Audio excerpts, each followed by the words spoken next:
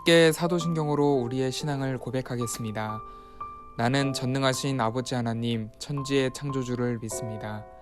나는 그의 유일하신 아들 우리 주 예수 그리스도를 믿습니다.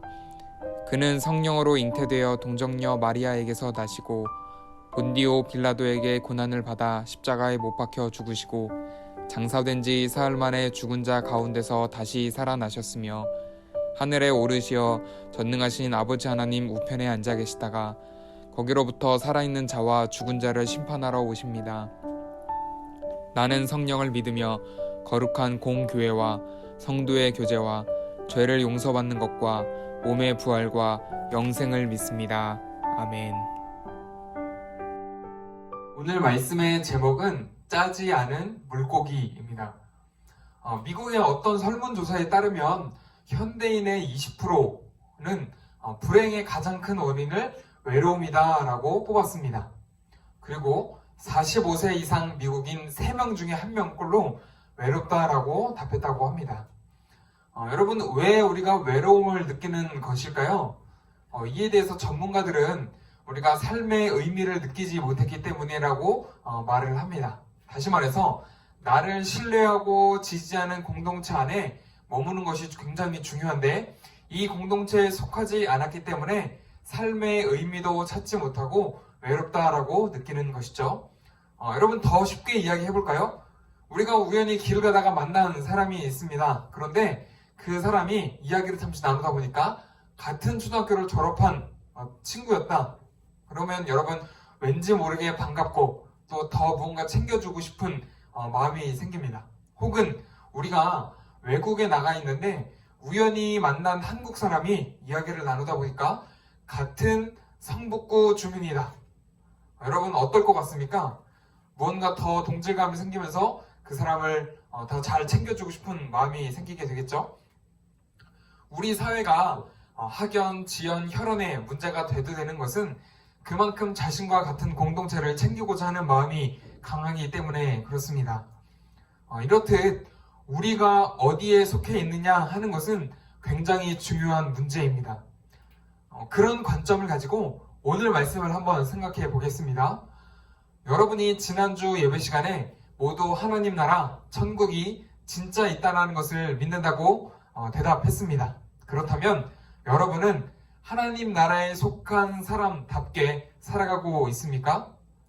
그 대답, 그 생각을 가지고 오늘 성경 말씀을 함께 읽어보겠습니다. 마태복음 22장 15절에서 22절까지의 말씀입니다.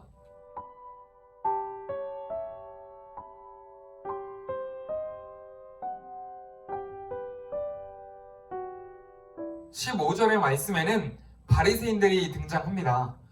그런데 그들의 모습은 무언가 전략을 짜는 것 같죠? 네, 예수님을 걸려 넘어지게 할 전략을 짜고 있습니다. 그런데 더 나쁜 것은 16절에 헤롯 당원들과 함께 예수님을 찾아간다라고 성경은 이야기합니다. 바리새인들에 대해서는 제가 몇 주에 걸쳐서 설명을 좀 잠깐 했었는데 다시 한 번 더 이야기를 하자면 이스라엘의 종교 지도자들이죠. 이스라엘의 자존심과 같은 존재입니다. 대대로 하나님을 열심히 섬겼던 지도자 가문이기 때문에 그렇게 여겨지는 것이죠. 반면에 헤롯 당원들은 어떤 사람일까요? 이 헤롯 당원들은 당시 이스라엘을 지배했던 로마 제국의 편에 서서 이 로마의 지배를 돕도록 도움을 주던 사람들이었습니다. 일제강점기, 우리로 따지면 일제강점기의 친일파와 같은 그런 느낌이겠죠? 이 바리새인들이 예수를 걸려 넘어지게 하려고 원수와 같은 사람들과 한패가 되었습니다. 자신들의 자존심을 끝까지 지킬 줄 알아야 하는데 욕심에 눈이 멀어서 자존심은 팔아버린 지 오래입니다. 여러분, 이 바리새인들을 보면서 우리 자신은 어떤가 한번 생각해 보시죠. 자존심도 팔아버린 바리새인들과 또 함께 연합하는 헤롯 당원이 예수님께 찾아와서 한 질문은 17절에 나옵니다. 여기서 말하는 가이사는 로마 황제를 이야기합니다. 로마 황제 가이사에게 세금을 바치는 것이 옳습니까? 이런 질문에 만약에 옳다라고 대답을 한다면 이스라엘을 배반하고 로마에 충성하는 뜻으로 민족의 반역자가 됩니다. 이스라엘 사람들의 욕을 먹게 되겠죠. 그런 반면에 세금을 바치는 것이 옳지 않다라고 대답을 한다면 로마 제국에 반역하는 로마 제국에 반항하는 반역자가 됩니다. 옳다 혹은 옳지 않다 어떤 대답을 하더라도 욕을 먹고 심지어는 끌려가거나 사람들의 미움을 사서 죽임을 당하게 될 수도 있는 그런 아주 악한 질문인 거죠.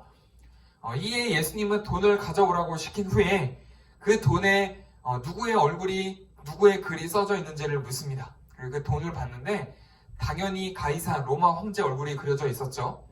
그러면 그것은 가이사의 것이니 가이사 왕에게 황제에게 갖다 줘라 라고 이야기합니다.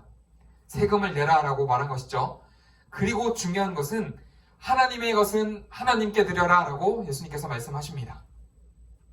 여기서 포인트가 되는 하나님의 것은 무엇일까요? 우리는 하나님의 것을 단지 교회에서 헌금할 때 드리는 것 혹은 예배 드리는 행위나 어떤 그런 시간, 내 노력 그런 정도로만 생각을 합니다. 여러분, 그런데 사실 이 말의 뜻을 이해하기 위해서는 예수님이 바리새인들에게 말한 이 장면을 기억해야 합니다. 이 상황을 한번 상상해 보십시오. 바리새인들은 어떤 사람입니까? 입만 열면 하나님을 위해서 산다고 말하는 자들입니다.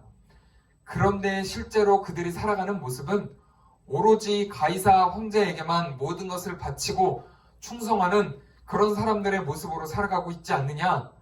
가이사가 이스라엘을 지배하려고 사람들을 속이고 무시하고 빼앗고 심지어는 죽이고까지 하는 그런 행위들을 너희 바리새인들이 하고 있는 것이 아니냐? 그거랑 뭐가 다르냐라고 묻는 것과 마찬가지입니다. 평생 하나님을 위해 살겠다고 하면서 살아가는 방법이나 말하는 버릇이나 사람을 상대하는 태도는 가이사에게만 충성하는 사람과 같다라는 것이죠. 더 쉽게 말해서 나 예수에게 묻기 전에 너희 바리새인들은 하나님께 속한 자라고 말하면서 왜 하나님께 속한 자처럼 그렇게 살고 있지 않냐? 왜 가이사에게 속한 사람처럼 살고 있냐라고 예수님께서 반문하시는 것입니다. 세금을 누구에게 바치는 게 중요한 게 아니라 너희가 누구에게 속해서 살아가고 있는지부터 점검해봐라 라고 오히려 예수님께서 혼내듯 이야기하시는 겁니다. 여러분, 말씀을 마무리하겠습니다. 여러분은 어디에 속한 사람으로 살아가고 있나요? 여러분, 바다에 사는 물고기를 한번 생각해 보십시오. 물고기는 바다에서 태어나서 바다에서만 살아갑니다. 그런데 그 물고기가 짠 경우를 여러분 본 적 있으신가요?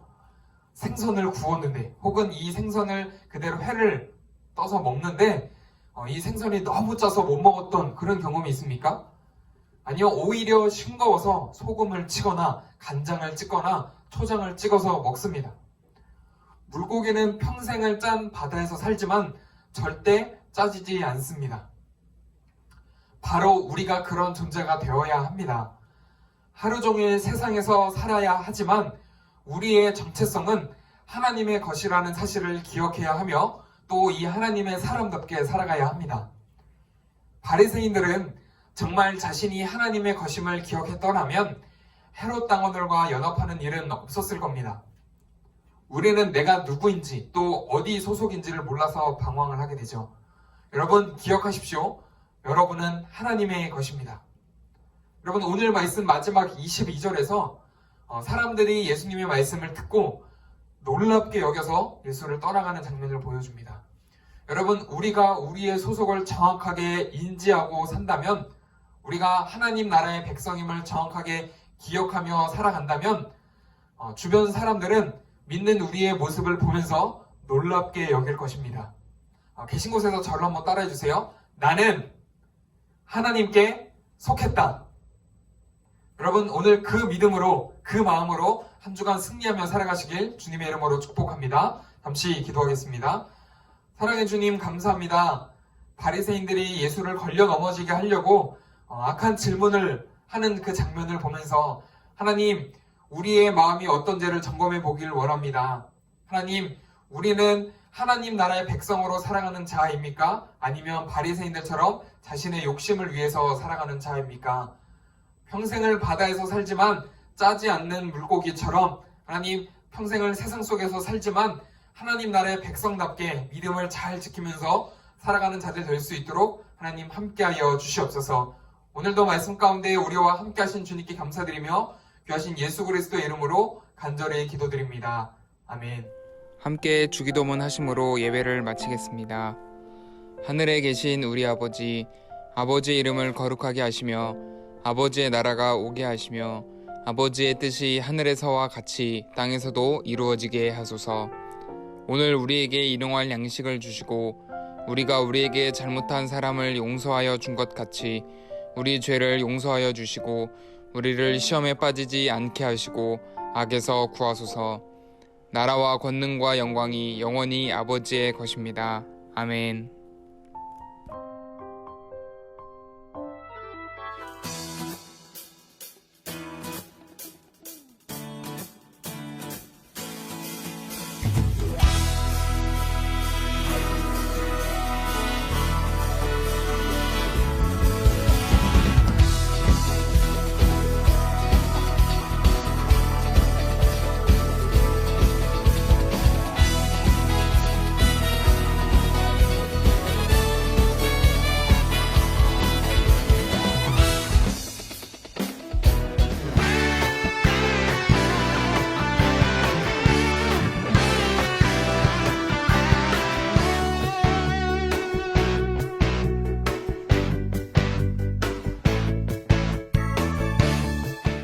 잠깐 제가 광고 드리도록 하겠습니다.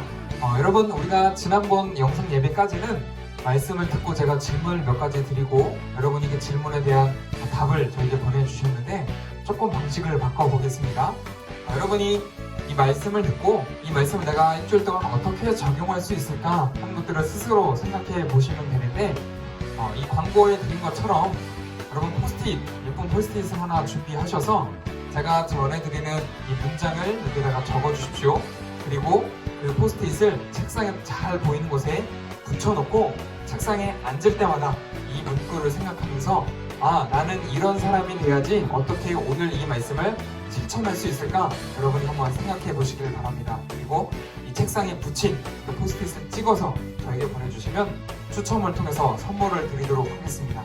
여러분, 이 대림절 말씀 묵상도 잘 하고 계시죠? 이왕이면 이 옆에 붙여놓고 같이 체크하면서 생각해 보시면 좋을 것 같습니다.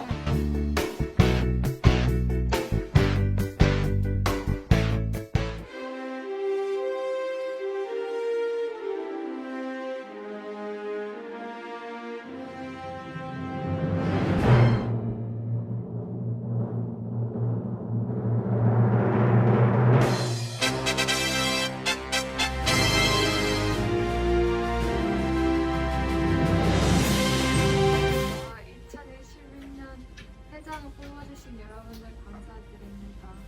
2021년 회장으로서 열심히 노력하고 잘 하겠습니다. 감사합니다. 2021년 부회장이 돼서 너무 기쁘고 2021년에는 2020년 때 하지 못했던 것들도 많이 하고 좀 더 변화된 푸른금토를 만들 수 있도록 노력하겠습니다. 감사합니다. 감사합니다. 김민찬입니다. 하나님이 저를 총무로 세우신 이유가 있을 것입니다. 그 이유를 알기 위해 열심히 노력하겠습니다. 많이 부족하지만 여러분들이 도와주신다면 2021년도 나는 멋진 푸른금토가 될 수 있을 것입니다. 푸른금토 화이팅!